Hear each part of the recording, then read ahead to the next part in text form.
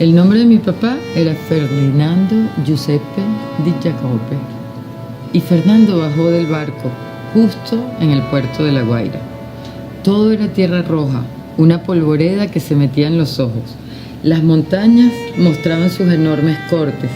Era una Venezuela que se transformaba para la era espacial. Observó todo a su alrededor. Al fondo de ese paisaje y al borde del mar leyó la palabra café. Se acercó anticipando en su boca el gusto y el aroma, pero le sirvieron un agua sucia con un sabor de dulce quemado.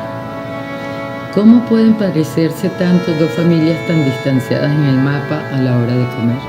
Mi madre venezolana y mi padre de Abruzzo, Italia. Fernanda Di Giacobbe es empresaria, chocolatera, creadora de cacao bombones venezolanos. María Fernanda Di Giacobbe. Mi tío Angelo, que era el mayor, llegó en el año 60 y mi padre Ferdinando llegó en el año 62. La carta que mandó mi tío fue: vente a trabajar aquí, es un espacio lleno de luz, colores y hay mucha comida. Entonces, bueno, mi padre se vino con esa idea y cuando se bajó en el barco dijo: me equivoqué, porque veía tanta tierra. Acuérdate que habían hecho la autopista que bajaba a La Guaira y todo eso eran cortes de tierra muy fuertes donde no crecía nada todavía. Pero cuando subió a Caracas, llegó a la campiña, donde mi tío abuelo César les había ofrecido trabajo. Mi tío abuelo tenía una carpintería. Y mi padre, que siempre fue bastante pretencioso, no era carpintero, era un ebanista. No sono faleñame, sono ebanista. Entonces, cuando llegó a buscar su primer trabajo en la campiña, donde hoy está el edificio más importante del país, PDVSA, vio a través de una ventana a una mujer hermosísima, con los ojos de un color que no había visto nunca, como una miel. Era mi madre, Maruja Rodríguez. Ella lo vio desde la ventana y dijo: ¡ah! Con un hombre así tan bello y elegante me casaría. Y mi padre, en su cabeza, dijo: ella es la mujer de mi vida. Así empezó mi historia. Conversar con María Fernanda Di Giacobbe es hacerse consciente de cómo la herencia italiana está vigente en la realidad venezolana. Siendo de una familia de Abruzzo que trabajó el campo para vivir, ella hoy es la responsable de que por primera vez en el mundo exista un diplomado de gerencia de la industria del cacao y el chocolate. Y mi padre no solo siempre tuvo trabajo, sino que era una persona independiente.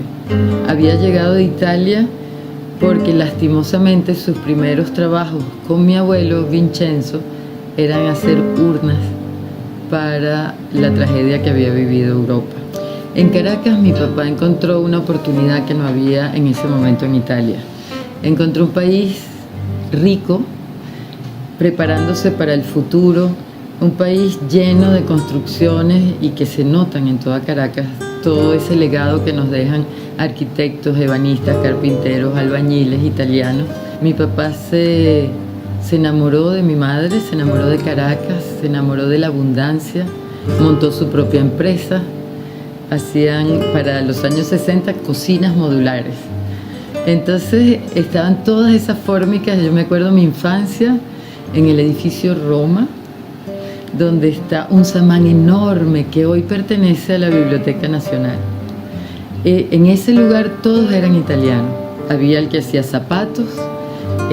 Por ejemplo, tenía un tío y una tía, Filomena, que habían venido también de Abruzzo y fabricaban zapatos a la medida. Mi padre, que hacía los módulos para las cocinas, y yo jugaba entre esas fórmicas naranjas, verdes, chillones, porque eran los años 60, era la psicodelia. Entonces mi padre fue muy feliz aquí y empezó a haber una fusión, sobre todo en mi cocina. Nosotros abrimos el primer local porque yo quedé enamorada de las trattorias italianas. Había vivido unos meses en Roma, donde vivía mi tía Mafalda, y yo quería hacer en Caracas algo que fuese como esos restaurantes muy pequeños que hay en toda Italia. Y pasados los años, cuando cumples más de 50 años, tengo un poquito más, 50.com, vuelves a tu origen. Y en Venezuela hemos vuelto al origen de muchas maneras, porque cuando no te queda nada, vas a lo que tienes dentro. Y en mi caso lo que tengo dentro son los recuerdos de mis nonos sacando las cosas de la tierra, cómo trabajaba mi nona Paulina, que a los 80 años, muy delgada, muy bajita y con una sonrisa que se veía a cuadras de distancia, se venía a la casa con un saco de papas que acababa de sacar de la siembra.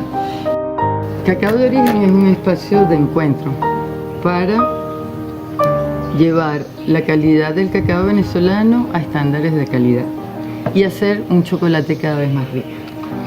Todos los días nosotros tenemos una cita con un productor de cacao, un estudiante de cocina, un investigador de la universidad, porque el cacao no solo es arte y cocina, también es ciencia.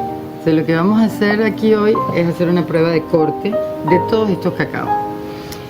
En Italia uno aprende que una fava in un molino di pietra se addormenta e si sveglia como una mandorla. Cuando tú vas a Italia, ves, por ejemplo, en Vicoforte con Silvio Besone una tableta que se llama Caracas. Eso quiere decir que en esa zona de Italia llegaban cacaos que venían sellados en el saco de yute con la palabra Caracas, porque era el puerto de La Guaira que acogiaba todos los cacaos que procedían de Caracas. En Venezuela, de Zulia a Sucre y de Caracas a Amazonas, está bendecida por una cruz de cacao. Hoy esa cruz se convierte en un signo de más. No es la carga de la cruz, me pesa esa cruz. Es un signo de encuentro, de dos coordenadas que se cruzan para hacer un chocolate de altísima calidad, nunca probado antes en ninguna parte del planeta. De mi familia italiana aprendí casi las mismas cosas que de mi familia venezolana. La única diferencia de estos dos países eran 4 estaciones donde mis tías trabajaban para guardar para el invierno. La salsa de tomate, los pimentones, las conservas, el aceite de oliva, el prosciutto, el vino. Y aquí en Venezuela tú vas a Chuao y te bañas en el río y cuando está flotando pasa un mango y te lo comes. Y en la mano izquierda agarras una guayaba. ¿Cómo armonizar dos conceptos tan distintos pero a través del trabajo? Entonces vamos a transformar ese paisaje que es tan próspero en riqueza y vamos a usar todo eso que aprendí en Italia, donde no se pierde nada.